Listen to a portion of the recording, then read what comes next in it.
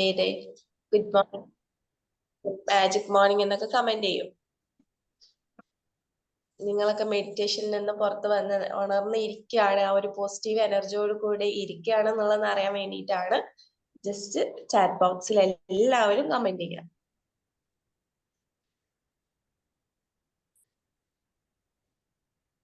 Okay okay, thank you all, thank you so much. എല്ലാവരും comment ചെയ്യുന്നുണ്ട്.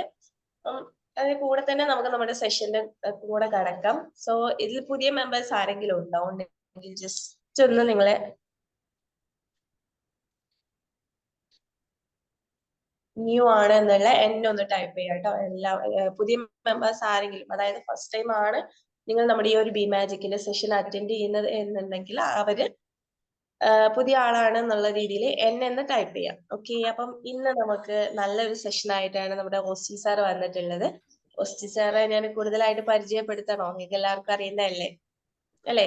B magic കുറെ കാലങ്ങളായിട്ട് നമുക്ക് വീക്ക്ലി വൺസ് ഒരു നല്ല സെഷൻ തരുന്ന ഒരു ട്രെയിനറും കൂടിയാണ്, സക്സസ് ട്രെയിനറും കൂടെ ആണ് എന്ന് പറയാം. ഓക്കെ, അപ്പം ഇന്നത്തെ ഒരു ടോപ്പിക് വരുന്നത്, ഓസ്റ്റിൻ സാറ് ടോപ്പിക് വരുന്നത് സിൽവ മെഡിറ്റേഷൻ എന്താന്നുള്ളത്. നമ്മൾ ഒരുപാട് മെഡിറ്റേഷൻസ് കേട്ടിട്ടുണ്ട്. സിൽവ മെഡിറ്റേഷൻ എന്താന്നുള്ളത് നമുക്ക് വെയിറ്റ് ചെയ്യാം.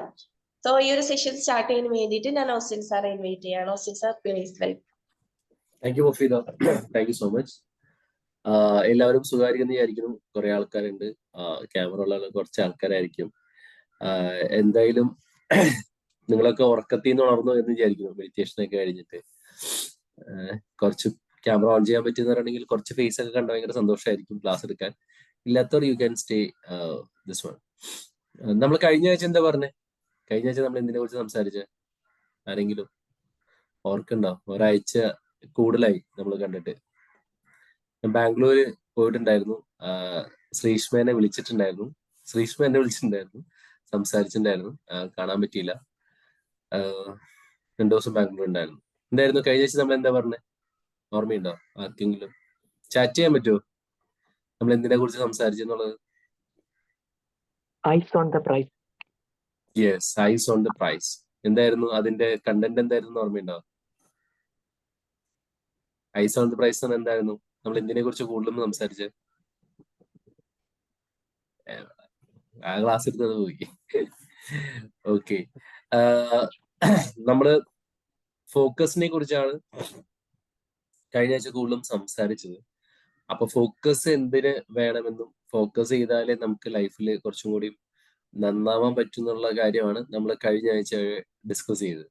അപ്പൊ ഞാൻ പറഞ്ഞിട്ടുണ്ടായിരുന്നു ക്ലാസ്സിന്റെ ഇടയ്ക്ക്, കുറച്ചും കൂടി ഫോക്കസ്ഡ് ആയിട്ട് നമുക്ക് പോകാനായിട്ട് നമ്മൾ സഹായിക്കുന്ന ഒരു മെത്തേഡാണ് ഈ സിൽവ മെഡിറ്റേഷൻ എന്ന് പറഞ്ഞിട്ടുണ്ടായിരുന്നു. എത്ര പേര് ഓർക്കണ്ടെന്ന് എനിക്ക് അറിഞ്ഞൂടാ, എന്നാലും ഞാൻ പറഞ്ഞിട്ടുണ്ടായിരുന്നു. അപ്പൊ ഈ ആഴ്ച ക്ലാസ് എടുക്കുമ്പോൾ സിൽവ മെഡിറ്റേഷനെ കുറിച്ച് പറയാം എന്ന് ഞാൻ പറഞ്ഞിട്ടുണ്ടായിരുന്നു. ഇത് മറ്റ് മെഡിറ്റേഷൻസ് പോലെ തന്നെയാണ്, പക്ഷെ കുറച്ച് ഡിഫറൻസ് ഉണ്ട്. അതിന് മുമ്പ് നമുക്ക് ഈ ജോ സിൽവ ആരാന്നൊക്കെ ഒന്ന് ജസ്റ്റ് ഒന്ന് കാണാം. സോറി, രാവിലെ തന്നെ കോൾഡ് ആയിട്ടുണ്ട്. ഓക്കെ, സോ ഈ സിൽവ മെഡിറ്റേഷൻ എന്ന് പറയുന്നത്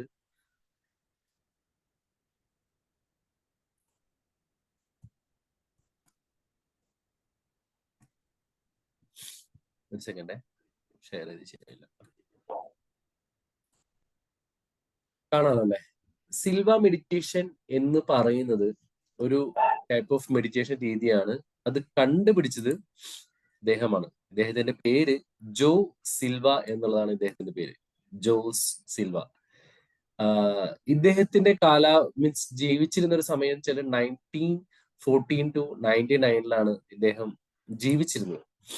ഇതിന്റെ പ്രത്യേകത എന്താണെന്ന് വെച്ചാൽ ഇദ്ദേഹം ഒരു സത്യം പറഞ്ഞു കഴിഞ്ഞാല് ഇദ്ദേഹം ഒരു ഈ റിപ്പയറിസ്റ്റ് ആയിരുന്നു. ലൈക്ക് നമ്മൾ ഈ പറഞ്ഞ ഒരു ടെക്നിക്കൽ റിപ്പയറിംഗ് ഒക്കെ ചെയ്യുന്ന ഒരു ഇലക്ട്രോണിക്സ് റിപ്പയറിംഗ് ആയിരുന്നു. പിന്നെ ഇയാൾക്ക് സൈക്കോളജിയിലും പാരാസൈക്കോളജിയിലും ഒക്കെ കുറച്ച് ഇൻട്രസ്റ്റ് ഉണ്ടായിരുന്നു.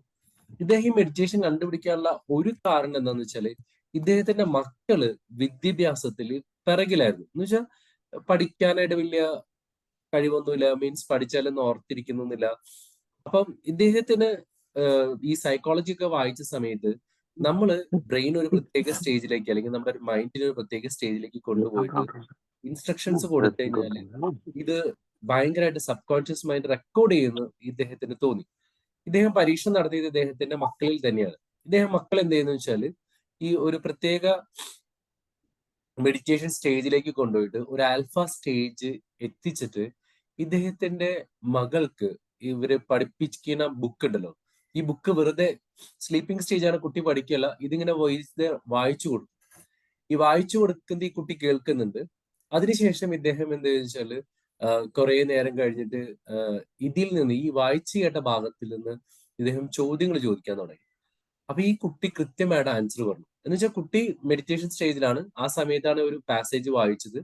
വായിച്ചതിന് ശേഷം ഇദ്ദേഹം ഇതിൽ നിന്ന് ചോദ്യങ്ങൾ ചോദിച്ചപ്പോൾ വളരെ കൃത്യമായിട്ട് ആൻസർ, ഇവൻ പഠിച്ചാൽ പോലും കിട്ടാത്ത കുട്ടി ആൻസർ കൊടുക്കുന്നതായിട്ട് പുള്ളിക്കാരന് മനസ്സിലായി. അപ്പൊ അദ്ദേഹം നമ്മുടെ ബ്രെയിനിന് ഡിഫറെന്റ് ലെവൽ ഉണ്ടെന്നൊക്കെ കണ്ടുപിടിച്ച അദ്ദേഹം. അപ്പൊ നമുക്ക് ആദ്യം അത് നമ്മുടെ ബ്രെയിനിന് എന്തൊക്കെ തലങ്ങളുണ്ട് അല്ലെങ്കിൽ എന്തൊക്കെ വേർവ്സ് ഉണ്ടെന്നുള്ളത് നമുക്കിപ്പോ കാണാം.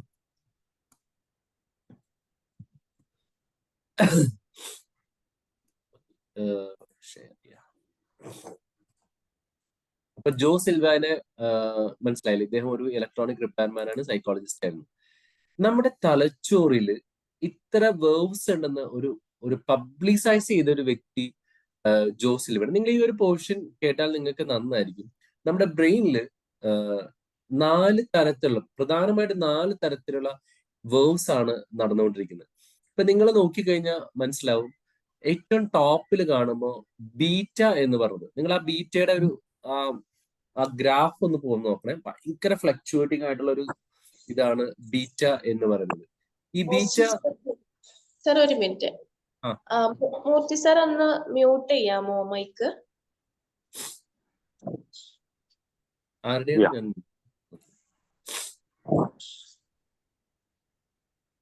Thank you, thank you so much. ഇത് കുറച്ചൊന്ന് ശ്രദ്ധിച്ച് നിങ്ങൾക്ക് മനസ്സിലാവും. നിങ്ങൾ ആ ഫസ്റ്റ് വേവ് നോക്കി അറിയാൻ പറ്റും, ബീറ്റ വേവ്സ് ആണ് പ്രോബ്ലം സോൾവിങ് ആൻഡ് എൻഗേജ് ചെയ്യുന്നത്. അതായത് നമ്മൾ ഇപ്പോ വളരെ ഇരിക്കുന്ന ഒരു മോഡ് എന്ന് വെച്ചാൽ ഈ ബീറ്റ മോഡാണ്. അതിന്റെ ഹേർട്സ് എന്ന് പറയുന്നത്, ഇത് ടെക്നിക്കലി നിങ്ങൾ പഠിച്ചോളം നിർബന്ധമില്ല, എന്നാലും നിങ്ങൾക്ക് എവിടെയെങ്കിലും പറയുമ്പോഴോ അല്ലെങ്കിൽ നിങ്ങൾക്ക് മനസ്സിലേക്ക് വരും മനസ്സിലാവും, ഒരു 14 to 30 ഹെഡ്സ് ആണ് ഈ ബീറ്റ വേവ്സ് എന്ന് പറയുന്നത്. 14 to 30 ഹെഡ്സ്, അതായത് ഭയങ്കര ഫ്ലക്ച്വേറ്റിംഗ് ആയിരിക്കും. ആൽഫ സ്റ്റേജിലേക്ക് നിങ്ങൾക്ക് നോക്കി അറിയാൻ പറ്റും, ഒരു 9 to 13 ഹെഡ്സ് ആണ് നമ്മുടെ ആൽഫ സ്റ്റേജ് എന്ന് പറയുന്നത്. അപ്പൊ വേവ്സ് കണ്ട കുറച്ചും കൂടി സ്റ്റഡി ആയി. ഇനി തീറ്റ എന്ന് പറഞ്ഞ സ്റ്റേജിലേക്ക് വരുമ്പോൾ 4 to 8 ഹെർട്സ് ഉള്ളൂ. 4 to 8 ഹെർട്സ്, അതായത് ഒരു ഓട്ടോ പൈലറ്റ് സ്റ്റേജ് ആണ്. അവിടെ കുറച്ചും കൂടി ലൈൻ സ്ട്രെയിറ്റ് ആയി. ഇനി ഡെൽറ്റ എന്ന് പറയുന്നതാണ് ഏറ്റവും ഡീപ്പർ സ്റ്റേജ് ഓഫ് സ്ലീപ്പിൽ വരുന്നതാണ്. അത് ബിലോ 4 ഹെർട്സ് ആണ്. ആ സമയത്ത് നമ്മുടെ ബ്രെയിൻ വേവ്സ് ഒക്കെ വളരെ കുറവായിരിക്കും. നമ്മൾ ഈ സ്റ്റേജ് നോർമലി എങ്ങനെ എത്രയെന്ന് വെച്ച് കഴിഞ്ഞാല്, നമ്മളിപ്പോ ഈ ഇരിക്കുന്ന സമയത്ത് ഭയങ്കര ബീറ്റ സ്റ്റേജിലാണ്, ഭയങ്കര ബീറ്റ്സ് ഒക്കെ ആയിട്ടിരിക്കുന്ന ഒരു സ്റ്റേജാണ്.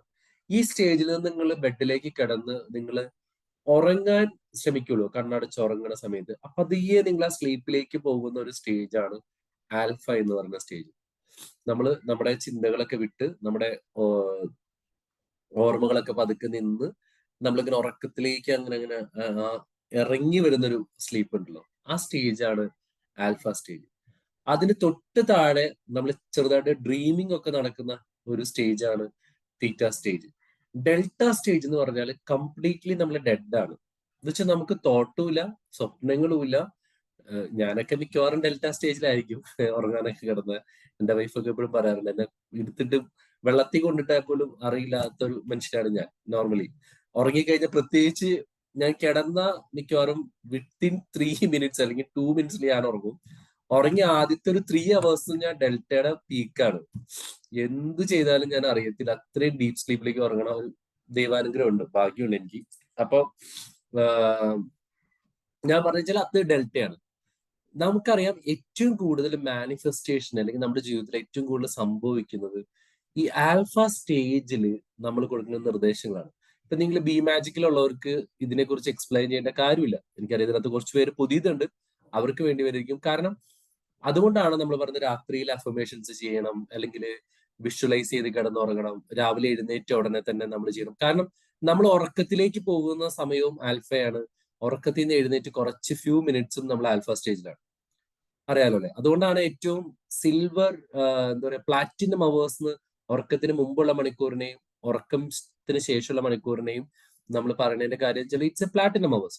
ഈ സമയത്ത് നമ്മുടെ ബ്രെയിന് കൊടുക്കുന്ന ഏത് ഇൻസ്ട്രക്ഷൻസും അത് ബ്രെയിൻ അക്സെപ്റ്റ് ചെയ്യും, അത് നമ്മുടെ ലൈഫിൽ മാനിഫെസ്റ്റ് ചെയ്യുന്നുള്ളതാണ് നമുക്ക് എല്ലാവരും പഠിച്ചിരിക്കുന്ന ഒരു സംഭവമാണ്.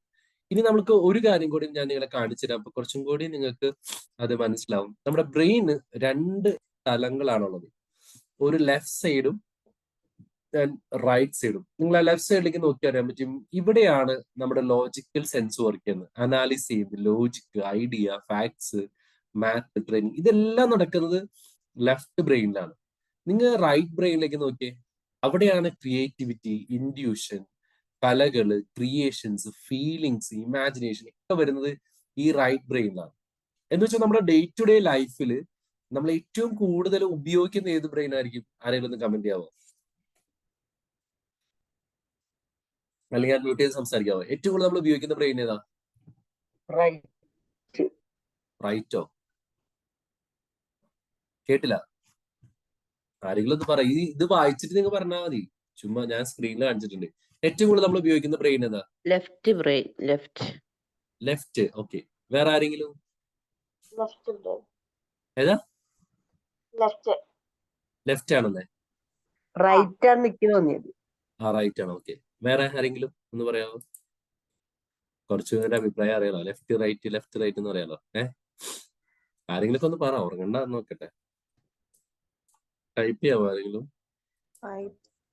ലെഫ്റ്റ് ആണ്. ഓക്കെ, നമ്മൾ ഏറ്റവും കൂടുതൽ ചെയ്യുന്ന ഒരു ബ്രെയിൻ ലെഫ്റ്റ് ബ്രെയിൻ ആണ്. നിങ്ങൾ അത് നോക്കിയാൽ മനസ്സിലാവും. ഞാനിപ്പോ പറഞ്ഞുകൊണ്ടിരിക്കുന്ന കേൾക്കുന്നത് നിങ്ങളുടെ ലെഫ്റ്റ് ബ്രെയിൻ ആണ് കേൾക്കുന്നത്. നിങ്ങൾ അത്യാവശ്യം ഐഡിയോ, നിങ്ങൾ കാര്യങ്ങളോട് ലോജിക്കലി ചെയ്യുന്നതെല്ലാം ഈ ലെഫ്റ്റ് ബ്രെയിൻ ഉപയോഗിച്ചിട്ടാണ് ചെയ്യുന്നത്. നിങ്ങളൊരു കാര്യത്തെ കണ്ട് അനലൈസ് ചെയ്യുന്നത്, ഇത് എടുക്കണോ വേണ്ടത് തീരുമാനിക്കുന്നത്, ഇതെല്ലാം ലെഫ്റ്റ് ബ്രെയിൻ ആണ്. പക്ഷെ മോസ്റ്റ് പവർഫുൾ ബ്രെയിൻ എന്ന് പറയുന്നത് നമ്മുടെ റൈറ്റ് ബ്രെയിൻ ആണ്. നമ്മുടെ സബ് കോൺഷ്യസ് മൈൻഡ് ഒക്കെ എന്ന് പറയുന്നത്, അല്ലെങ്കിൽ നമ്മുടെ ക്രിയേറ്റിവിറ്റി ഒക്കെ വരുന്നത് റൈറ്റ് ബ്രെയിൻ ആണ്. നമ്മൾ ആരും ഈ റൈറ്റ് ബ്രെയിന് ഉപയോഗിക്കാറില്ല എന്നുള്ളതാണ് ഏറ്റവും സാഡസ്റ്റ് പാർട്ട്. അത് ബി മാജിക്കിൽ കുറെ തവണ റിപ്പീറ്റ് ചെയ്തിട്ടുണ്ടാവും എന്നുള്ള കാര്യത്തിന് എനിക്ക് ഒരു സംശയവുമില്ല. കാരണം എന്തുകൊണ്ടാ ഈ റൈറ്റ് ബ്രെയിൻ യൂസ് ചെയ്താലാണ് ഏറ്റവും കൂടുതൽ നമ്മുടെ ക്രിയേറ്റിവിറ്റിയും നമ്മുടെ ജീവിതത്തിലെ ക്രിയേഷൻസ് ഒക്കെ വരുന്നത് റൈറ്റ് ബ്രെയിൻ യൂസ് ചെയ്യുമ്പോഴാണ്. ഇതിന് ഇൻസ്ട്രക്ഷൻസ് നമ്മൾ കൊടുക്കാറില്ല. നമ്മളിപ്പോഴും ലോജിക്കലി ആണ് ചിന്തിച്ചുകൊണ്ടിരിക്കുന്നത്. ഈ ലോജിക്കലി ചിന്തിച്ചു കഴിഞ്ഞാൽ ഇതിന് ഒരു ആക്ഷനും കണ്ടെത്താൻ പറ്റില്ല. അപ്പൊ ഞാൻ വളരെ സിമ്പിൾ ആയിട്ട് ഒരു കാര്യം പറഞ്ഞത്, ഇപ്പൊ കഴിഞ്ഞ ദിവസങ്ങളിൽ ഞങ്ങള് കണ്ണൂർ പോയിട്ട് തിരിച്ചു വരാനേ. അപ്പൊ വൈകുന്നേരം ഫുഡ് കഴിക്കണം. അപ്പൊ ഫുഡ് കഴിക്കുന്ന സമയത്ത് കോഴിക്കോട് എത്താറായി. അപ്പൊ കോഴിക്കോട് എന്ന് പറയുമ്പോൾ തന്നെ അറിയാലോ, ഭക്ഷണത്തിന് ഏറ്റവും നല്ലൊരു ഹോട്ടല്, അല്ലെങ്കിൽ ഭക്ഷണം കഴിക്കാനായിട്ട് ഏറ്റവും നല്ല ഇഷ്ടപ്പെടുന്ന ഒരു സ്ഥലമാണ് കോഴിക്കോട്. നമുക്കറിയാം അവിടുത്തെ ഫുഡ് ടേസ്റ്റി ആണെന്നത്. അപ്പൊ ഞങ്ങൾ ഈ കണ്ണൂരിൽ നിന്ന് വന്ന് കോഴിക്കോടൊക്കെ എത്താറായിട്ടും ആ ഫുഡിന്റെ സമയത്തും നല്ലൊരു ഹോട്ടൽ കാണുന്നില്ല. കാര്യം പാർക്കിംഗ് വേണം.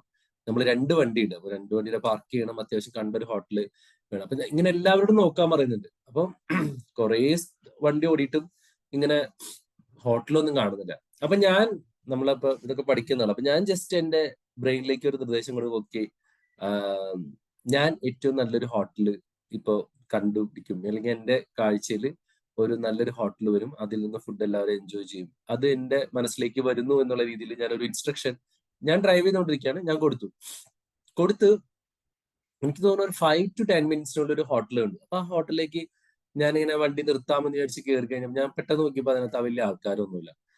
അപ്പൊ എനിക്ക് മനസ്സിലായി ആൾക്കാർ അധികം ഇല്ലാത്ത ഹോട്ടൽ അറിയാലോ, ശോകമായിരിക്കും എന്ന് തോന്നി. ഞാൻ വണ്ടി കുറച്ചും കൂടി മുന്നോട്ട് എടുത്തു.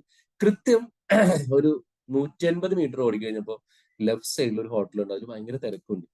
ഞങ്ങൾ അവിടെ കയറി. And it was one of the super ഹോട്ടലായിരുന്നു. അതുകൊണ്ടാണ് അവിടെ അത്രയും തിരക്കും. നല്ല ടേസ്റ്റി ഫുഡ് കിട്ടി. ഇറ്റ്സ് കോസ്റ്റ്ലി, പക്ഷെ എന്നാലും നല്ല ഫുഡ് കിട്ടി. എല്ലാവരും ഫുഡ് ഭയങ്കരമായിട്ട് എൻജോയ് ചെയ്തു. അവര് നമുക്ക് ഇരിക്കാനുള്ള സ്പേസും കാര്യങ്ങളൊക്കെ തന്നു. അപ്പോ ഞാൻ അതുവരെ വെറുതെ നമ്മുടെ ലോജിക്കൽ മൈൻഡ് വെച്ചിട്ട് ഈ ഹോട്ടൽ ഇങ്ങനെ തപ്പിക്കൊണ്ടിരിക്കുകയാണ്. പക്ഷെ ഇറ്റ്സ് നോട്ട് സീൻ. പക്ഷെ നമ്മൾ നമ്മുടെ ബ്രെയിനിന് ഒരു നിർദ്ദേശം കൊടുക്കണം. ഓക്കെ, എനിക്ക് ഏറ്റവും ബെസ്റ്റ് ആയിട്ടുള്ള സാധനം സെലക്ട് ചെയ്ത് തരണം എന്ന് പറയുമ്പോൾ നമ്മുടെ ബ്രെയിൻ, നമ്മുടെ സബ് കോൺഷ്യസ് മൈൻഡിൽ ഒരുപാട് സൊല്യൂഷൻസ് ഉണ്ട്. നമ്മൾ ഒരിക്കലും ഈ സാധനത്തിന് ഇന്നേ വരെ ഉണർത്തിയിട്ടില്ല. നിങ്ങൾ ഉണർത്തിയിട്ടില്ല എന്നല്ല ഞാൻ പറയുന്നത്. ഭൂരിഭാഗം പേരും നമ്മുടെ ഈ ഒരു എന്താ പറയാ ഭയങ്കര പവർഫുൾ ആയിട്ടുള്ള നമ്മുടെ മൈൻഡിനെ ഉപയോഗിക്കാത്തത് കൊണ്ടാണ് നമ്മൾ വളരെ സാധാരണക്കാരും വിഷമിക്കുന്നവരും ഒരു പ്രശ്നം വരുമ്പോൾ നമ്മൾ ഭയങ്കരമായിട്ട് തളർന്നു പോണതിന്റെ റീസൺ എന്താണെന്ന് വെച്ചാൽ we never use the subconscious mind. ഇതിന് ഞാൻ ഒരുപാട് എക്സാമ്പിൾസ് മുമ്പും പറഞ്ഞിട്ടുണ്ട്. ഇപ്പൊ നമുക്കറിയാം chicken soup for the soul എന്ന് പറഞ്ഞ ബുക്ക് എഴുതാൻ ജാക്ക് കാൻഫീൽഡ്, ആ ബുക്കിന്റെ ആശയവും ആ ബുക്കിന്റെ പേരും അവരവരുടെ സബ് കോൺഷ്യസ് മൈൻഡിൽ നിന്ന് കണ്ടെത്തിയതാണ്. അവരെന്താ ചെയ്തത്? ഉറങ്ങുന്നതിന് മുമ്പ് ബ്രെയിനിന് നിർദ്ദേശം കൊടുക്കും. അതായത് we are going to write a book. അത് അവർ തീരുമാനിച്ചു. അത് അവരുടെ ലെഫ്റ്റ് സൈഡ് ബ്രെയിൻ ആണ് ചെയ്തത്. സോറി ടോക്കി എന്തോ രാവിലെ നിരീക്ഷിച്ചു. ആ ലെഫ്റ്റ് സൈഡിലെ ബ്രെയിൻ ആണ് അവർ തീരുമാനിച്ച് ബുക്ക് ചെയ്യുന്നത്. പക്ഷെ അവരുടെ സബ് കോൺഷ്യസ് മൈൻഡോട് പറഞ്ഞു, രണ്ടുപേരും മാർക്കും ജാക്കും കൂടിയാണ് ബുക്ക് ചെയ്തത്. ഞങ്ങൾ രാത്രി ഉറങ്ങുമ്പോൾ ഞങ്ങൾ രണ്ടുപേരിൽ ഒരാൾക്ക് ഈ ബുക്കിന്റെ ഏറ്റവും നല്ലൊരു ടൈറ്റിൽ ഞങ്ങളുടെ മനസ്സിലേക്ക് വരുന്നു. എല്ലാ ദിവസവും രാത്രി ഇവർ ഉറങ്ങുന്നതിന് മുമ്പ് ഈ ഒരു നിർദ്ദേശം കൊടുത്തിട്ട് കിടന്നത്. വിത്തിൻ 1 വീക്ക് ഓർ 2 വീക്സിനുള്ളിൽ മാർക്ക് രാവിലെ ഉറങ്ങുന്ന സമയത്ത് പെട്ടെന്ന് മാർക്കിന്റെ മനസ്സിലേക്ക് ഒരു സാധനം ഇൻഡ്യൂസ് ചെയ്തു. What is that? ബുക്കിന്റെ പേര് chicken soup for the soul. ഞാൻ ഇത് ഓൾറെഡി പറഞ്ഞേക്കുന്നതാണ്, പുതിയ ആൾക്കാർക്ക് വേണ്ടി വരുന്നത്. Chicken soup for the soul കേട്ട് കഴിഞ്ഞാല് അത് അപ്പൊ തന്നെ വെളുപ്പിന് 4 മണിക്ക് നേരെ വിളിച്ച് മാർക്ക് ജാക്കിനെ വിളിച്ച് പറഞ്ഞു. ജാക്ക് പറഞ്ഞു ഇറ്റ് ഈസ് സൂപ്പർ, എനിക്ക് ഗൂസ് ബംപ്സ് ഉണ്ടായെന്ന് പറഞ്ഞു. കാര്യം അവർ രണ്ടുപേരും കൂടിയാണ് പ്രാർത്ഥിച്ച് കിടക്കുന്നത്. അപ്പൊ അതുകൊണ്ട് അവർക്ക് ആ പേര് കിട്ടപ്പോ തന്നു.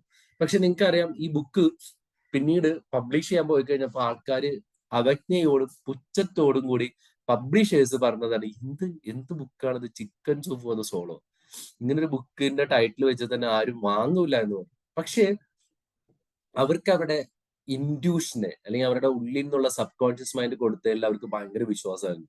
25-30 പബ്ലിഷേഴ്സിന്റെ അടുത്ത് പോയിട്ടാണ് ഈ ബുക്ക് ഒന്ന് റിലീസ് പബ്ലിഷ് ചെയ്യാന്ന് പബ്ലിഷേഴ്സ് സമ്മതിക്കുന്നത്. പിന്നെ നടന്നത് ഹിസ്റ്ററിയാണ്. എനിക്ക് തോന്നുന്നു ഏറ്റവും കൂടുതൽ വീക്സ് ന്യൂയോർക്ക് ബെസ്റ്റ് സെല്ലർ ആയത്, അതായത് ഏകദേശം 1.5-2 വർഷത്തോളം chicken soup for the soul എന്ന് പറഞ്ഞ ബുക്ക് ന്യൂയോർക്കിലെ ബെസ്റ്റ് സെല്ലർ ബുക്കായിരുന്നു. അത് മാത്രമല്ല, അതിനെ ബേസ് ചെയ്ത് അവർ കുറെ പുസ്തകം എഴുതി. അവരിന്ന് ബില്യണേഴ്സ് ആണ്. കോടികൾ അവർ ബുക്ക് എഴുതിയും ക്ലാസ് എടുത്തും അവര് സമ്പാദിച്ചു. അപ്പം അവരുടെ ഇൻഡ്യൂഷൻ വന്നത് ബ്രെയിനിൽ നിന്നാണ്. ഇതുപോലെ തന്നെ നമ്മുടെ ഐൻസ്റ്റീൻ, മറ്റേ Alva Edison, Thomas Alva Edison ഒക്കെ അവർ കൃത്യമായിട്ട് അവരുടെ ബയോഗ്രഫിയിൽ പറയുന്നുണ്ട്. അവർക്ക് എന്തെങ്കിലും ഒരു പ്രോബ്ലം വരുന്ന സമയത്ത് അവരെന്ത് ചെയ്യും? അവർ പതിയെ ഒരു സ്ഥലത്തിരുന്നിട്ട്, ഈവൻ പകലാണെങ്കിൽ പോലും പതിയെ ഒരു സ്ഥലത്തിരുന്നിട്ട് ഒരു സെമി സ്ലീപ്പിലേക്ക് പോകും. ഇത് നിങ്ങൾക്ക് ഐൻസ്റ്റീന്റെ ലൈഫൊക്കെ വായിച്ചറിയാൻ പറ്റും. അപ്പൊ അവർക്കൊരു സാധനം കണ്ടുപിടിക്കണം. അവരെന്ത് ചെയ്യുന്ന വെച്ചാൽ പതുക്കെ ആ ഒരു സ്ലീപ്പിലേക്ക് പോയിട്ട് ബ്രെയിനിന് നിർദ്ദേശം കൊടുക്കും. ഓക്കെ, ഇതിന്റെ സൊല്യൂഷൻ എനിക്ക് കിട്ടുന്നു എന്നുള്ളതിന്റെ ഒരു സൊല്യൂഷൻ കൊടുക്കും.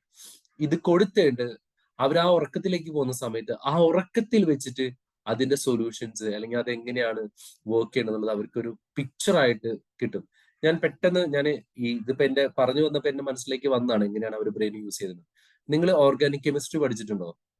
ഓർഗാനിക് കെമിസ്ട്രി എന്ന് അറിയോ? സ്കൂളിൽ പഠിച്ചിട്ടുണ്ട്. പഠിച്ചിട്ടുണ്ട്. ഏതാ? കാർബൺ ആൻഡ് ഇറ്റ്സ് കോമ്പൗണ്ട്സ് അല്ലേ? അതെ. ബെൻസീൻ തന്മാത്രകൾ കണ്ടല്ലേ?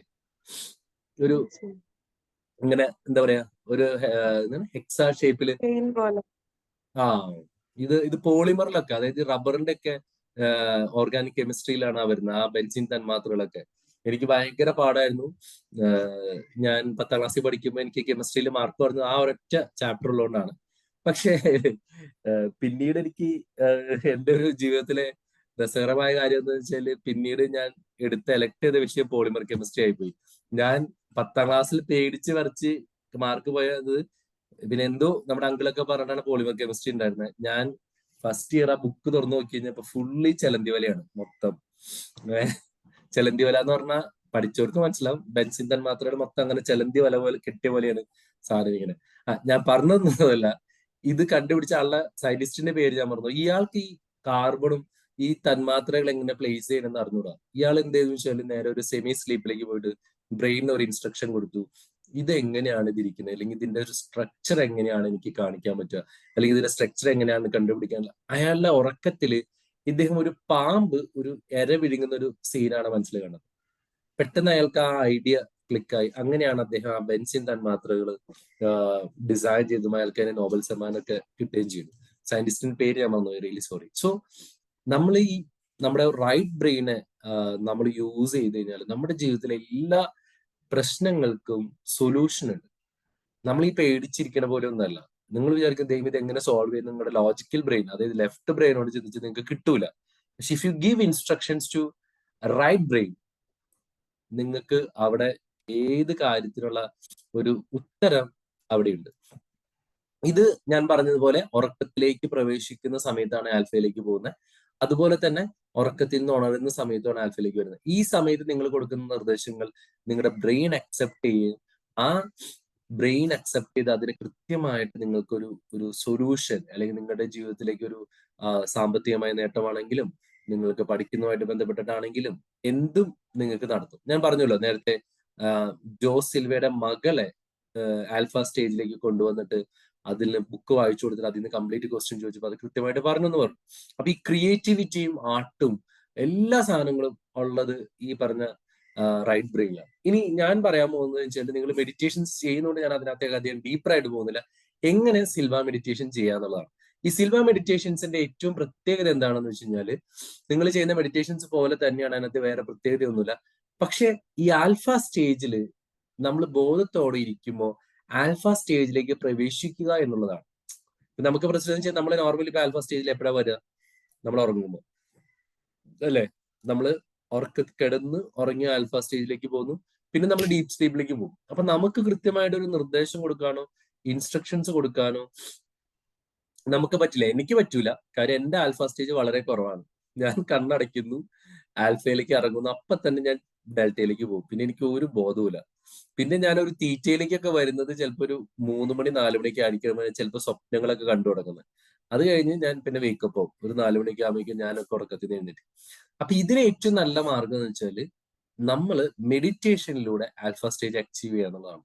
ആൽഫ സ്റ്റേജ് അച്ചീവ് ചെയ്ത് കഴിഞ്ഞാൽ അവിടെ നിങ്ങൾക്ക് നിർദ്ദേശങ്ങൾ കൊടുക്കാൻ പറ്റും, നിങ്ങൾക്ക് കൃത്യമായിട്ടുള്ള ഇൻസ്ട്രക്ഷൻസ് കൊടുക്കാൻ പറ്റും. അപ്പൊ എന്താണ്, ബ്രെയിൻ അത് അക്സെപ്റ്റ് ചെയ്യും. ലൈഫിലേക്ക്, ജീവിതത്തിലെ ഒരുപാട് സക്സസ് നിങ്ങൾക്ക് കൊണ്ടുവരാനും പറ്റും. അപ്പൊ അതിന് ഒരുപാട് മെത്തേഡ്സ് പുള്ളി പറയുന്നുണ്ട്. പുള്ളി ഇങ്ങനെ കൗണ്ടിങ് മെത്തേഡാണ് പുള്ളി കൃത്യമായിട്ട് പറയുന്നത്. ഏറ്റവും ആൽഫ മെഡിറ്റേഷൻസിലേക്ക് ഏറ്റവും ഡീപ്പർ ആയിട്ടുള്ള ആൾക്കാർക്ക് 3, 2, 1 എന്ന് പറഞ്ഞ് ക്ലിക്ക് കഴിഞ്ഞാൽ കറക്റ്റ് ആയിട്ട് ആൽഫയിലേക്ക് വരാൻ പറ്റും. നമുക്ക് പറ്റില്ല. അതായത് നമ്മൾ സ്ഥിരമായിട്ട് പ്രാക്ടീസ് ചെയ്യുന്ന ആളുകൾക്ക് ഇങ്ങനെ 3, 2, 1 തൊട്ട് ഇങ്ങനെ ഞൊടിച്ചു കഴിഞ്ഞാൽ കൃത്യമായിട്ട് ആൽഫ സ്റ്റേജിലേക്ക് വരും. പിന്നെയുള്ള സമയം നമുക്ക് വേണ്ട വിഷ്വലൈസേഷനും അഫർമേഷനും നിങ്ങളിപ്പോ ചെയ്യുന്ന കാര്യങ്ങളൊക്കെ ഉണ്ടല്ലോ. ഇപ്പം നമ്മളിപ്പം സേഫ് സാർ മെഡിറ്റേഷൻ ഒന്നും അതിനകത്ത് സാമ്പത്തികമായിട്ട് കാര്യങ്ങളൊക്കെ ഈ ആൽഫ സ്റ്റേജിൽ വന്നിട്ടാണ് നമ്മൾ ഇൻസ്ട്രക്ഷൻസ് കൊടുക്കുന്നുണ്ടെങ്കിൽ that will manifest very soon. അത് മാത്രമല്ല നിങ്ങളുടെ എല്ലാ പ്രശ്നങ്ങൾക്കുള്ള സൊല്യൂഷൻസും പെട്ടെന്ന് കിട്ടും. ഇപ്പൊ നിങ്ങൾക്ക് രോഗമുണ്ട്, നിങ്ങൾക്ക് ഈ ആൽഫ സ്റ്റേജ് വെച്ചിട്ട് നിങ്ങൾക്ക് ഹീൽ ചെയ്യാൻ പറ്റും. നിങ്ങൾക്ക് അവിടെ ഇൻസ്ട്രക്ഷൻസ് കൊടുത്ത് ഹീൽ ചെയ്യാൻ പറ്റും. നിങ്ങൾക്ക് ഒരു പ്രശ്നമുണ്ട്, അതിന്റെ സൊല്യൂഷൻസ് നിങ്ങൾക്ക് അവിടെ നിന്ന് കിട്ടും. അതുപോലെ തന്നെ നിങ്ങൾക്ക് എന്തെങ്കിലും സാമ്പത്തികമായിട്ട് ബുദ്ധിമുട്ടുണ്ട്, അപ്പൊ അതിൽ നിന്ന് എങ്ങനെ പുറത്തു വരാം എന്നുള്ളതൊക്കെ ഈ ആൽഫ സ്റ്റേജിൽ പറ്റും. അതിന് സിൽവ പറഞ്ഞു കഴിഞ്ഞാൽ വളരെ സിമ്പിൾ ആയിട്ടൊരു മെത്തേഡ് ഉണ്ട്, വളരെ സിമ്പിൾ ആയിട്ടുള്ള മെത്തേഡ് ഉണ്ട്. നിങ്ങൾ ഈ ക്ലാസ് കഴിഞ്ഞിട്ട് എത്ര പേര് അത് പ്രാക്ടീസ് ചെയ്യുന്നത് എനിക്ക് അറിഞ്ഞൂടാ. കാര്യം കഴിഞ്ഞ ആഴ്ച എടുത്തതുപോലെ നിങ്ങൾക്ക് ഓർമ്മയില്ല.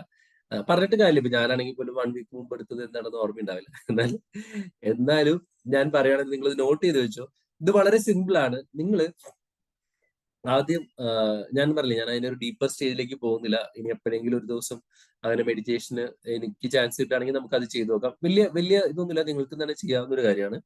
ഇതില് നമ്മൾ ആദ്യം ചെയ്യേണ്ടത് നോർമൽ ഇപ്പൊ നമ്മൾ ചെയ്യുന്ന പോലെ തന്നെ നമ്മൾ ഇരിക്കുന്നു, ശ്വാസോച്ഛ്വാസത്തിൽ ശ്രദ്ധിക്കുന്നു, എന്നിട്ട് നമ്മുടെ ബോഡിനെ റിലാക്സ് ചെയ്യാന്നുള്ളതാണ് ഫസ്റ്റ് സ്റ്റേജ്. അത് എല്ലാ മെഡിറ്റേഷൻസിലും ചെയ്യുന്ന ഒരു സംഭവമാണ്, നമ്മുടെ ബോഡിനെ റിലാക്സ് ചെയ്യുക. ആദ്യം നമ്മുടെ ഫോർഹെഡ്, നമ്മുടെ കണ്ണുകള്, കാതുകള്, നമ്മുടെ ഫേസ്, പിന്നെ നമ്മുടെ കഴുത്ത്, നമ്മുടെ ചെസ്റ്റ്, കൈ, പിന്നെ നമ്മുടെ ഉദരഭാഗം, റീപ്രൊഡക്റ്റീവ് സിസ്റ്റം, കാല്, ടോ വരെ നമ്മളിങ്ങനെ പതുക്കെ നിർദ്ദേശം കൊടുത്ത് റിലാക്സേഷനിലേക്ക് പോവാന്നുള്ളതാണ് ഏറ്റവും ഫസ്റ്റ് സ്റ്റേജ്. അതെല്ലാ മെഡിറ്റേഷൻസിലും അങ്ങനെ തന്നെയാണ് എന്നുള്ളതാണ് എൻ്റെ അറിവ്. നമ്മളിപ്പോ ആദ്യം ബോഡി റിലാക്സ് ചെയ്തിട്ടാണ് നമ്മളെപ്പോഴും മെഡിറ്റേഷനിലേക്ക് പോകുന്നത്. കാര്യം നമ്മുടെ ബോഡിയിൽ ഒരുപാട് ടെൻഷൻസും കാര്യങ്ങളൊക്കെ ഉണ്ടാവും. അപ്പം ജസ്റ്റ് ആ ഒരു റിലാക്സേഷൻ സ്റ്റേജിലേക്ക് കൊണ്ടുപോകാന്നുള്ളതാണ് ഫസ്റ്റ് സ്റ്റേജ്. സെക്കൻഡ് സ്റ്റേജ് ആണ് ഇതിന്റെ ഏറ്റവും ഇമ്പോർട്ടന്റ് ആയിട്ടുള്ള കാര്യം. മെഡിറ്റേഷനിൽ തുടക്കമുള്ള ആൾക്കാരാണെങ്കിൽ നിങ്ങൾ കണ്ണടച്ച് 100 to 1 കൗണ്ട് ചെയ്യാന്നുള്ളതാണ് ഫസ്റ്റ്. അറിയാലോ, 1 മുതൽ 100 വരെ എണ്ണാൻ പറ്റിയ ആരും കണ്ണടച്ചാണ്. പക്ഷെ 100, 99, 98, 97, 94. അപ്പൊ നമ്മൾ ഈ കൗണ്ട് ചെയ്യുന്നതോടൊപ്പം തന്നെ നിങ്ങൾ പറയണം, ഓക്കെ, അതിന്റെ ഒരു ഡീപ്പർ സ്റ്റേജിലേക്ക് ഞാൻ പോയിക്കൊണ്ടിരിക്കുകയാണ്, I am reaching alpha stage. അത് ഒരു 10 താഴേക്ക് വരുമ്പോഴേക്കും നിങ്ങളുടെ മനസ്സിൽ കൃത്യമായ നിർദ്ദേശം വേണം, okay, I am entering to a alpha stage. ഞാനിത് പ്രാക്ടീസ് ചെയ്തിട്ടുണ്ട്. കുറെ നാൾ ഞാൻ മെഡിറ്റേഷൻ ചെയ്തു, പിന്നെ മാറി മാറി ഇപ്പൊ കുറച്ച് ദിവസമായിട്ട് ചെയ്യുന്നില്ല. ഇപ്പൊ വീണ്ടും ഇത് പഠിച്ചു തുടങ്ങി. ഇന്ന് രാവിലെ ഞാൻ വീണ്ടും തുടങ്ങി. കാര്യം ചെയ്താത്ത കാര്യം പറഞ്ഞിട്ട് കാര്യമില്ല. അപ്പൊ ഞാനിങ്ങനെ ആ സമയത്തൊക്കെ ഇങ്ങനെ 100 ഇങ്ങനെ പതുക്കെ ഭയങ്കര ബുദ്ധിമുട്ടായിരുന്നു തുടക്കം. പിന്നെ എനിക്കൊരു 50 to 1 എണ്ണുമ്പോഴേക്കും എനിക്ക് ഒരു ആൽഫ സ്റ്റേജ് പറ്റുമായിരുന്നു. പിന്നെ കുറെ ദിവസം ഞാൻ പ്രാക്ടീസ് ചെയ്ത് കഴിഞ്ഞപ്പോ എനിക്ക് 100 എണ്ണണ്ട, ഇവൻ 20 നിന്ന് ഞാനിങ്ങനെ എണ്ണി ഒരു 10, 5 ഒക്കെ ആവുമ്പോഴേക്കും എന്റെ ബോഡിയിൽ ഫീൽ ചെയ്യും. നിങ്ങളുടെ ബോഡിയിലും ഫീൽ ചെയ്യുക നിങ്ങൾക്ക്. നിങ്ങൾ ആൽഫ സ്റ്റേജിൽ എൻ്റർ ചെയ്യുന്നുള്ളത് നിങ്ങളുടെ ബോഡിയിൽ എന്തെങ്കിലും ഒരു സെൻസേഷൻ ഒക്കെ നിങ്ങളുടെ വർക്ക് ചെയ്യും. അത് നിങ്ങൾ ശ്രദ്ധിച്ചറിയാൻ പറ്റും. ആൽഫ സ്റ്റേജിലേക്ക് കടന്നു കഴിഞ്ഞാൽ നിങ്ങളുടെ ബോഡിയിൽ നിങ്ങൾക്ക് കറക്റ്റ് ആയിട്ട് ആ ഫീൽ കിട്ടും. അപ്പൊ അത് കിട്ടിക്കഴിഞ്ഞാൽ you are in alpha stage. പിന്നെ ഉള്ള പ്രോസസ് വെരി സിമ്പിൾ ആണ്. നമുക്ക് കൊടുക്കാനുള്ള നിർദ്ദേശങ്ങൾ, നമുക്ക് ചോദിക്കാനുള്ള ചോദ്യങ്ങൾ, നിർദ്ദേശങ്ങളൊക്കെ നിങ്ങൾക്ക് ആൽഫ സ്റ്റേജിൽ കൊടുക്കാം. അഫർമേഷൻസ് കൊടുക്കാം. Okay, I M powerful, I M healthy, I M what ever you want. അത് നമ്മുടെ നോർമൽ മെഡിറ്റേഷൻസ് പോലെയാണ്. ഒറ്റ കാര്യമുള്ളൂ, നമ്മൾ മനഃപൂർവ്വം നമ്മുടെ ബ്രെയിനിനെ നമ്മൾ ആൽഫ സ്റ്റേജിലേക്ക് കൊണ്ടുപോകുന്നു എന്നുള്ള ഒരു കാര്യം മാത്രമാണ് ഇതിനകത്ത് ചെയ്യാനുള്ളത്. ഇത് ചെയ്ത് നമ്മൾ മെഡിറ്റേഷൻ കഴിഞ്ഞ് നമുക്ക് നമ്മുടെ നിർദ്ദേശങ്ങളെല്ലാം കൊടുത്തതിന് ശേഷം പതിയെ വീണ്ടും ഇപ്പൊ പറഞ്ഞ പോലെ സേഫ് സാറൊക്കെ മെഡിറ്റേറ്റ് ചെയ്യുന്ന പോലെ പറഞ്ഞു നമുക്ക് നമ്മുടെ ശരീരത്തെ വീണ്ടും നന്നായിട്ട് മുക്കിന്ന് വാഴുന്നുണ്ട്. ഓക്കെ, നമുക്ക് വീണ്ടും പുറത്തേക്ക് വരാം. വന്നു കഴിഞ്ഞാല്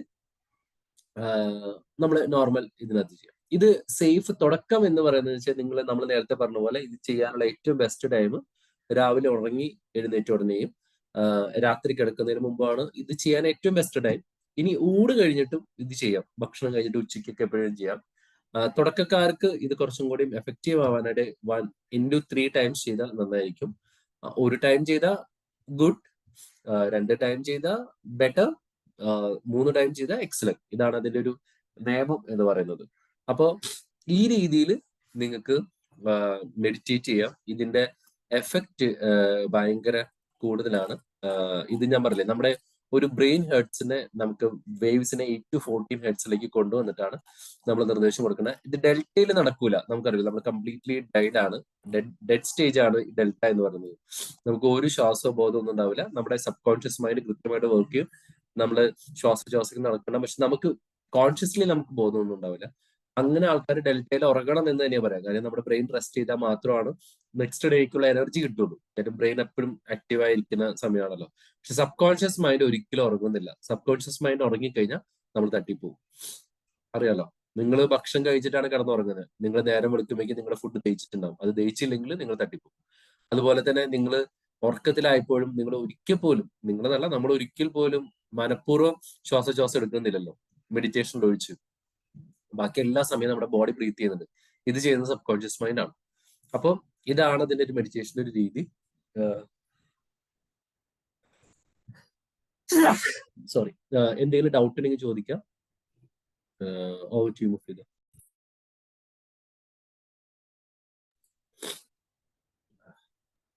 ഒരു മിനിറ്റ്, ജസ്റ്റ് ഗെറ്റ്.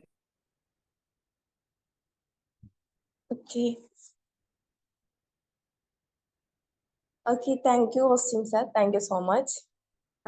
നല്ലൊരു മെഡിറ്റേഷനെ കുറിച്ചിട്ട്, മീൻസ് സിൽവ മെഡിറ്റേഷനെ കുറിച്ചിട്ട് ഓസ്റ്റിൻ സാർ നിങ്ങളിലേക്ക് ഷെയർ ചെയ്ത് തന്നു. നല്ലൊരു സെഷൻ തന്നെയായിരുന്നു അല്ലെ? അപ്പം നിങ്ങൾക്ക് ഇനി അതിലെന്തെങ്കിലും ഡൗട്ട്സ് അല്ലെങ്കിൽ എന്തെങ്കിലും ക്ലിയർ ചെയ്യാനുണ്ട്, അതുപോലെ തന്നെ ഫീഡ്ബാക്ക് പറയാനുള്ള ഒരു സമയമാണ്. റസാഖ് സാറൊക്കെ ഓൾറെഡി അഡ്വൈസ് ചെയ്ത് വെച്ചിട്ടുണ്ട്. സോ സ്റ്റാർട്ട് ചെയ്യാം Razak sir. Magic morning. Very sir, എന്താണ് ഇന്ന് മെഡിറ്റേഷനെ കുറിച്ചാണ് ക്ലാസ് എടുത്തത്. ഫീഡ്ബാക്ക് തീരുമ്പോഴേക്കും നമുക്ക് ആ മെഡിറ്റേഷന്റെ റിസൾട്ട് കാണാൻ വേണ്ടിയിട്ട് ഒരു പെരുവിരൽ വെച്ചിട്ട് മോതിരവിരലിന്റെ അടിയിലൊന്ന് വെച്ചിരുന്നോളൂ കുറച്ച് നേരം. പെരുവിരലിന്റെ തുമ്പ് മോതിരവിരലിന്റെ അടിഭാഗത്ത് വെച്ചിട്ട് കുറച്ച് സമയം അവിടെ ഇരുന്നോളൂ. വിഷ്ണു സാർ ഇരുന്നോളൂ. ഫീഡ്ബാക്ക് തീരുമ്പോൾ അടിയിൽ ഏറ്റവും അടിയിൽ ഇവിടെയാ? മോതിരവിരലിന്റെ ഏറ്റവും അടിയിൽ ഇടയ്ക്കൽ അയ്യോ അവിടെ വെച്ചിട്ട് 2 കൈ കൊണ്ട് വെച്ചിട്ട് ഇരുന്നോളൂ. ഫീഡ്ബാക്ക് തീരുമ്പോഴേക്കും കോൾഡ് മാറിയിട്ടുണ്ടാവും. Thank you so much. ഒന്ന് രണ്ടാമത്തത് നമ്മൾ സാധാരണ ക്ലാസ്സിനെ കുറിച്ച് പറയാറുണ്ട്. ക്ലാസ്സിൽ ഈ മെന്റലിസം ഷോ ചെയ്യുന്ന ആളുകളുണ്ട്. മെന്റലിസം ഷോ ചെയ്യുന്ന ആളുകൾ പൊതുവെ ഉപയോഗിക്കുന്നത് ഹിപ്നോട്ടിക്സ് ആണ്. അത് ആർക്കും തിരിച്ചറിയാൻ കഴിയില്ല. മെന്റലിസം ഷോ ആയിരിക്കും അവർ ചെയ്യുന്നത്, പക്ഷെ അതിൽ പലരും ഉപയോഗിക്കുന്നത് ഹിപ്നോട്ടിക്സ് ആണ്. അതുപോലെ തന്നെ സൈക്കോളജിയുടെ ക്ലാസ് ആണ്, പക്ഷെ പാരസൈക്കോളജിയാണ് ഉപയോഗിച്ചത്. 4 സ്റ്റേജിനെ കുറിച്ച് പറഞ്ഞു. 4 സ്റ്റേജിനെ കുറിച്ച് 4 മൈൻഡും ഉണ്ട് അല്ലെ? 4 സ്റ്റേജിൽ 4 മൈൻഡാണ് പ്രവർത്തിക്കുന്നത്. അവർ 4 മൈൻഡിൽ ഏറ്റവും ലാസ്റ്റ് പറഞ്ഞത്, അതായത് ബോധമനസ്സ്, ഉപബോധ മനസ്സ്, അബോധ മനസ്സ്, പിന്നെ പറഞ്ഞതാണ് ഈ പറഞ്ഞ സന്ദേശം കിട്ടുന്ന മനസ്സ്, കോസ്മിക് കോൺഷ്യസ് മൈൻഡ് അഥവാ പ്രപഞ്ചബോധ മനസ്സ്. അവിടെ നിന്നാണ് നമുക്ക് ഈ സന്ദേശം കിട്ടേണ്ടത്, എന്ത് ചെയ്യണം എന്നുള്ള അറിവ് അവിടെ നിന്നാണ് കിട്ടേണ്ടത്. ഓക്കെ, എന്തായാലും ആ 2 വിഷയങ്ങൾ നല്ല സംസാരം നല്ല ക്ലിയർ ആയിട്ടുണ്ട്. വളരെ കൃത്യമായി എനിക്ക് തോന്നുന്നു എല്ലാവർക്കും ഇത് മനസ്സിലായിട്ടുണ്ടാവും, കാരണം അങ്ങനത്തെ പ്രസന്റേഷൻ ആയിരുന്നു. Thank you sir. Thank you so much sir. Thank U Razak sir, thank you so much. Okay, അടുത്ത ആൾക്ക് പറയാട്ടോ. Good morning sir. സർ, ഈ മെഡിറ്റേഷൻ എത്ര സമയം ചെയ്യണ്ട, അങ്ങനെ ടൈം അങ്ങനെ എന്തെങ്കിലും ഉണ്ടോ? ഇല്ല, അതൊരു 15 to 20 മിനിറ്റ്സ് ആണ് ഒരു ഐഡിയൽ ടൈം എന്ന് പറഞ്ഞാൽ. 5 മിനിറ്റ്സ് ചെയ്താലും നല്ലതാണ്, 10 മിനിറ്റ്സും ചെയ്യാം, 15ഉം ചെയ്യാം. ഇറ്റ്സ് അപ് ടു നമ്മുടെ ടൈമും അതിനോടുള്ള നമ്മുടെ ഒരു താല്പര്യം അനുസരിച്ചിരിക്കും. ഒരു 5 മിനിറ്റ്സ് എങ്കിലും ചെയ്ത് സ്റ്റാർട്ട് ചെയ്യായിരിക്കും നല്ലത്. നമ്മൾ തുടക്കം 15-20 മിനിറ്റ്സ് ഒക്കെ ഇരുന്ന ചിലപ്പോൾ ബോറടിച്ചു പോകും. അപ്പൊ എപ്പോഴും ചെറുതായിട്ട് തുടങ്ങാണ് നല്ലത്, പിന്നെ പതിയെ സമയം കൂട്ടി വരാണെങ്കിൽ നല്ലതായിരിക്കും. എപ്പോഴും മെഡിറ്റേഷന് വേണ്ടിയിട്ട് ഒരു 20 മിനിറ്റ്സ് എങ്കിലും ഡെയിലി ചിലവാക്കുന്നുണ്ടല്ലോ, ഒരുപാട് നമ്മുടെ ജീവിതത്തിൽ റിസൾട്ട് ഉണ്ടാകും. എന്ന് വെച്ചാൽ നമ്മൾ ഈ കിടന്ന് കഷ്ടപ്പെടേണ്ട ആവശ്യമില്ല. നമുക്ക് വേണ്ട കാര്യങ്ങൾ കൃത്യമായിട്ട് എഴുതി വെച്ച് നമ്മളത് ഒരു മെഡിറ്റേഷൻ നിർദ്ദേശമായിട്ട് കൊടുത്തു കഴിഞ്ഞാൽ നമ്മുടെ ബ്രെയിൻ കൃത്യമായിട്ട് പണിയെടുത്തോളും. നമ്മൾ അതിനെ പണിയെടുപ്പിക്കുന്നില്ല എന്നുള്ളതാണ് നമ്മുടെ ഏറ്റവും വലിയ പ്രശ്നം എന്ന് പറയുന്നത്. അപ്പൊ ഒരു 5 മിനിറ്റ്സിൽ സ്റ്റാർട്ട് ചെയ്യാം. ആൻഡ് പിന്നെ ഈ മെഡിറ്റേഷൻ എന്ന് പറഞ്ഞാൽ അറിയാലോ, നമ്മളൊരു അങ്ങോട്ട് പോയി കഴിഞ്ഞാൽ അങ്ങോട്ട് പോയും. അപ്പൊ അത് നിങ്ങൾക്ക് അത് ഡിസൈഡ് ചെയ്യാവുന്നതാണ്. നമ്മൾ ടൈമർ വെച്ച് ചെയ്യേണ്ട ഒരു സാധനമല്ല മെഡിറ്റേഷൻ. ഞാൻ ആദ്യമായിട്ടാണ് ഈ ഒരു പേര് സിൽവ മെഡിറ്റേഷനെ പറ്റി കേൾക്കുന്നത്. പക്ഷെ ഒരു ആൽഫ സ്റ്റേജിലേക്ക് പോകുന്ന മറ്റു മെഡിറ്റേഷനെല്ലാം ആൽഫ സ്റ്റേജിലേക്ക് പോകുമ്പോഴത്തേക്കാണ് അതിന്റെ റിസൾട്ടിലേക്ക് എത്തുന്നതെന്നുള്ളത് കേട്ടിട്ടുണ്ട്. പക്ഷെ അത് എങ്ങനെ പോകാമെന്നുള്ളത് ഇന്നുവരെ ആരും പറഞ്ഞു തന്നിട്ടില്ലായിരുന്നു. നല്ലൊരു സെക്ഷൻ ആയിരുന്നു സാറേ. Thank you very much. Thank you മാം.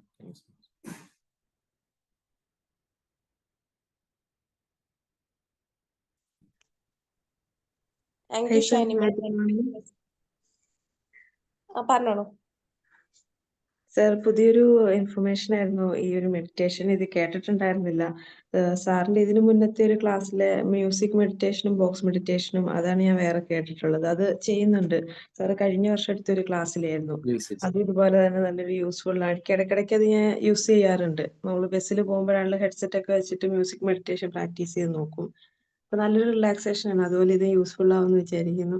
പിന്നെ സാറ് വന്നപ്പോ കാണാൻ പറ്റിയില്ല. അതൊരു ഭയങ്കര ഒരു മിസ്സിംഗ് ആയിട്ട് തോന്നുന്നുണ്ട്. ടൈം സ്പെൻഡ് ചെയ്യാൻ പറ്റിയതിന് thank you sir. Thank you so much. Thank you Sreeshma. Thank you. Thank you Krishna ma'am, thank you so much. Okay, Deepa ma'am ഒന്ന് അൺമ്യൂട്ട് ചെയ്ത് സംസാരിക്കാമോ? Good morning. Hello. Divya ma'am പറഞ്ഞോളൂ. നല്ല ഒരു ക്ലാസ് ദിവ്യ ഒരു മിനിറ്റ്. എണ്ണുമ്പോഴേ നമ്മള് ദീപ കേൾക്കുന്നില്ല. ദീപക്ക് റേഞ്ച് ഇഷ്യൂ ഉണ്ടോ? ദീപ മാം ഇപ്പൊ കേൾക്കാം. പറഞ്ഞോളൂ ദീപ. ദീപ പറഞ്ഞോളൂ. ഞാൻ കേട്ടിട്ടുണ്ട്, നമ്മൾ ഈ ബാക്കിലോട്ട് നമ്മൾ ഉറങ്ങി പോകാറുണ്ട്. അങ്ങനെ ചെയ്തിട്ടുണ്ട്. അപ്പൊ നമ്മൾ ഇതിന് വേണ്ടിയിട്ട് നമ്മള് സ്വാഭാവികമായിട്ട് അപ്പൊ നമ്മൾക്ക് എങ്ങനെ അഫർമേഷൻ ഒക്കെ ഓക്കെ ദീപ, എനിക്ക് ചോദിച്ച ചോദ്യം മനസ്സിലായി.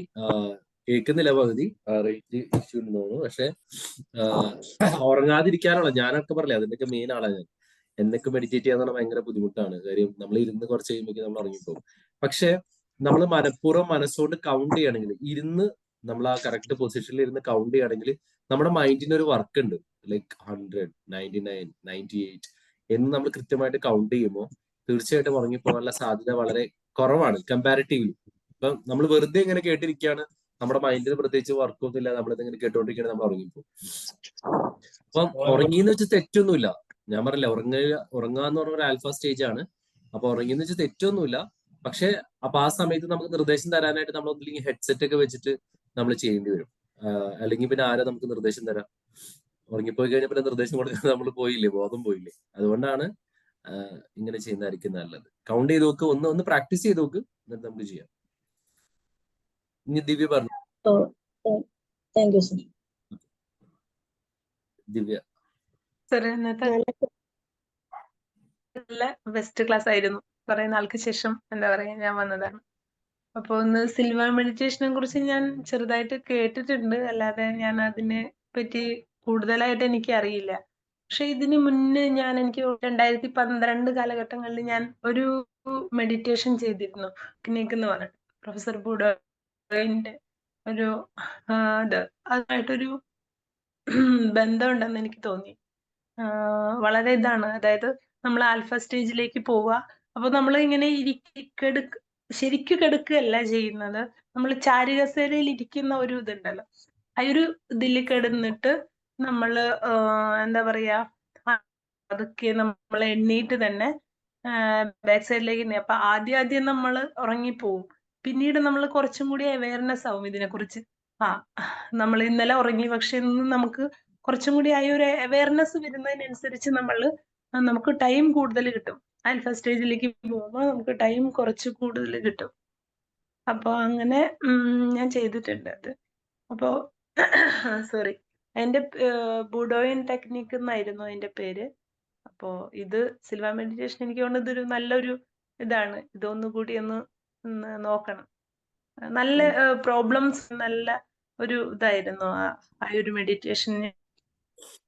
ഒരുപാട് നല്ല റിലാക്സേഷൻ ഉണ്ടായിരുന്നു. കാരണം മൈൻഡ് ഒരുപാട് നെഗറ്റീവ് എനർജിയിലേക്ക് പോയിരുന്ന സമയത്തായിരുന്നു ഞാൻ അത് ചെയ്തിരുന്നത്. അപ്പോ ഒരുപാട് എനിക്ക് തിരിച്ചു വരാനായിട്ട് പറ്റിയിട്ടുണ്ട് അതിലൂടെ. Thank you so much sir, നല്ലൊരു ക്ലാസ് തന്നതിന്. Thank you Divya, thank you so much.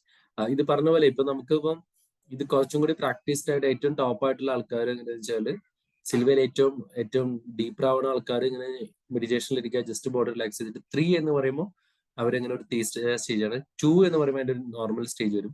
1 എന്ന് പറഞ്ഞാൽ ഡീപ്പ് ആൽഫ സ്റ്റേജ് ആണ്. സോ വെൻ ദേ കൗണ്ട് 3, 2, 1 പറയുമ്പോഴേക്കും ആൽഫ സ്റ്റേജിലേക്ക് പോകാൻ പറ്റും. സോ നമ്മൾ പ്രാക്ടീസ് ചെയ്യേണ്ടത് അത് ആ ലെവലിലേക്ക് എത്താണ്. അപ്പൊ നമുക്ക് ഈ 100 മുതൽ 1 വരെ എണ്ണുന്ന സമയം നമുക്ക് ലാഭിക്കാൻ പറ്റും. അപ്പൊ നമ്മൾ ആദ്യം 100 മുതൽ 1 വരെ എണ്ണാം, പിന്നെ നമ്മൾ 50 to 1 ആക്കുക പതിയെ, പിന്നെ 25 to 1. ഞാനൊരു 10 to 1 എനിക്ക് ആൽഫ സ്റ്റേജിലേക്ക് വരാൻ പറ്റുന്ന ഒരു സ്റ്റേജ് വരെ ഞാൻ എത്തിയായിരുന്നു. 3 to 1 ആയിട്ടുണ്ടായിരുന്നില്ല, 10 to 1 വരെ ഞാൻ 100 സ്റ്റാർട്ട് ചെയ്തത്. കുറേ ദിവസം 100 വന്നു, പതിയെ കുറച്ച് 75 ആക്കി, 50 ആക്കി, 25 ആക്കി, 10 to 1 വരാൻ പറ്റുന്നുണ്ടായിരുന്നു. പിന്നെ ഞാൻ അതൊക്കെ നമുക്കറിയാലോ മലയാളിയുടെ സ്വഭാവം, അത് നമ്മൾ നിർത്തി. അപ്പൊ പിന്നെ വേറെ കുറെ തിരക്കുകളിലേക്ക് പോയി. അതുകൊണ്ടാണ്. വേറെ ആരോ നേരത്തെ അഖില നേരത്തെ ഒരു ഫീഡ്ബാക്ക് പറയാൻ. അഖില പോയോ? അഖിലേക്ക് തിരക്കുണ്ടായിട്ടോ? ക്രിസ്ത്യൻ സാർ നമസ്കാരം. നമസ്കാരം. തീർച്ചയായിട്ടും സാറ് നല്ല രീതിയിൽ സിൽവ മെഡിറ്റേഷൻ എങ്ങനെയാണ് ചെയ്യേണ്ടത് നമുക്കൊരു സംശയം ഇല്ലാത്ത രീതിയിൽ പറഞ്ഞു തന്നു. ഇനി ഞങ്ങൾ പ്രാക്ടീസ് ചെയ്യുക എന്നുള്ള കടമ ഞങ്ങളുടെയാണ്. കേട്ടിട്ടുണ്ട് ഇതിനെപ്പറ്റി പറഞ്ഞതുപോലെ, പക്ഷെ എങ്ങനെയാ ചെയ്യേണ്ടെന്നുള്ള കാര്യം അറിയത്തില്ല. ഏതായാലും ഒന്ന് തീർച്ചയായിട്ടും ചെയ്ത് നോക്കുന്നതായിരിക്കും. നല്ലൊരു ക്ലാസ് ആയിരുന്നു sir. Thank you very much. Thank you ma'am, thank you so much. Thank you Sheela ma'am, thank you so much. Okay, അപ്പൊ ഇനി ആരാ ഫീഡ്ബാക്ക് പറയാനുള്ളത്?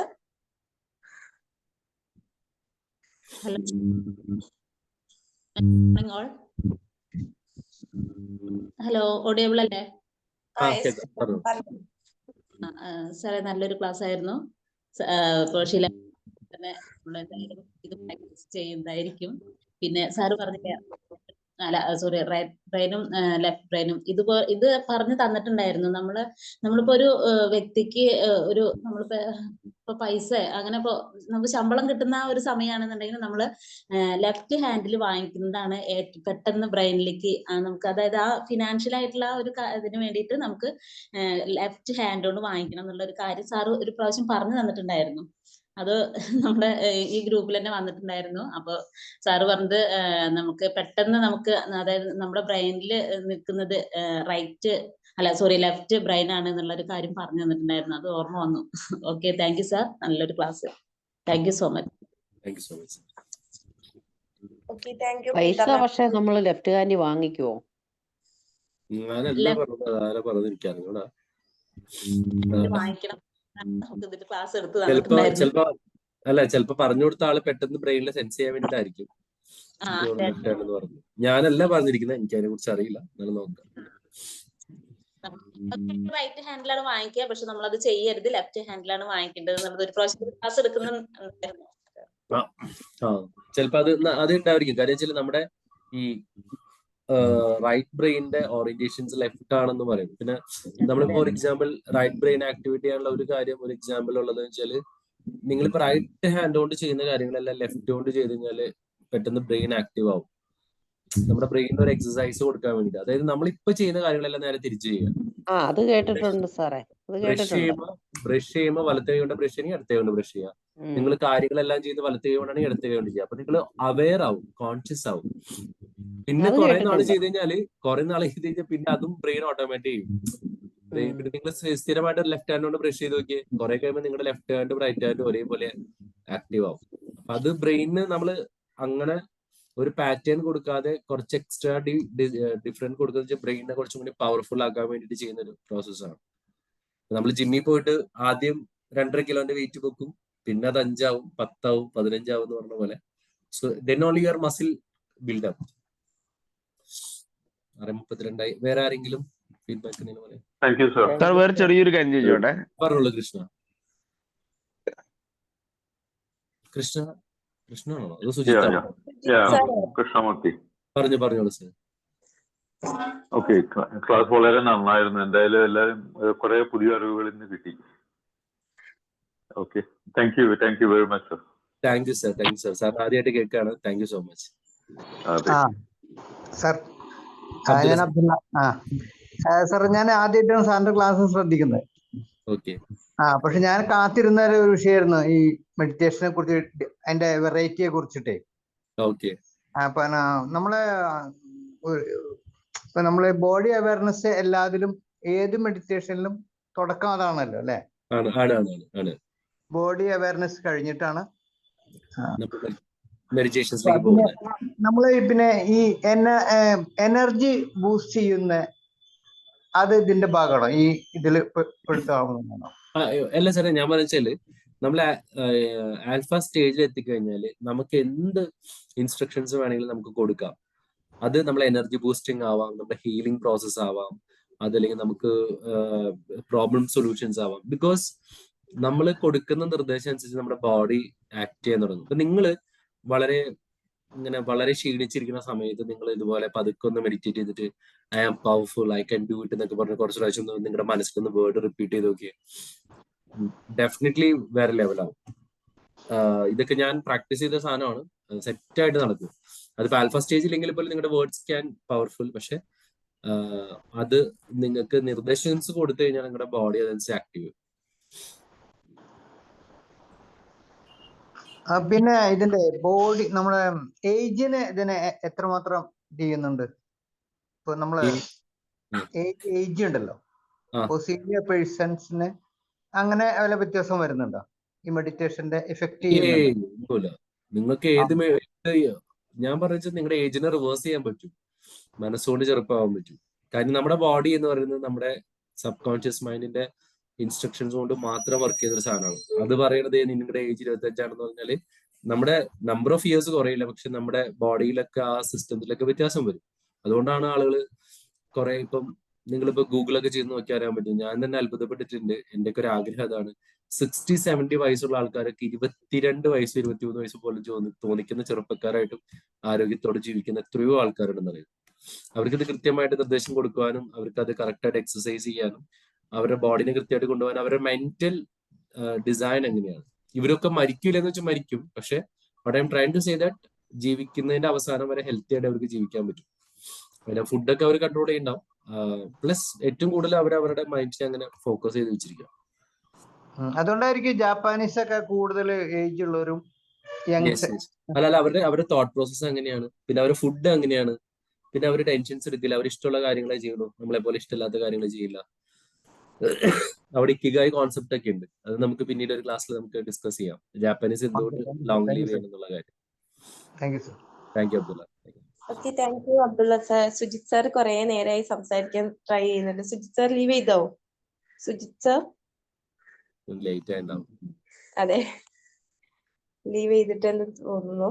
Okay, fine. എന്താ അടുത്ത ക്ലാസ്സിൽ സംസാരിക്കാം. സോ നമുക്ക് വൈൻഡപ്പ് ചെയ്യാം അല്ലേ?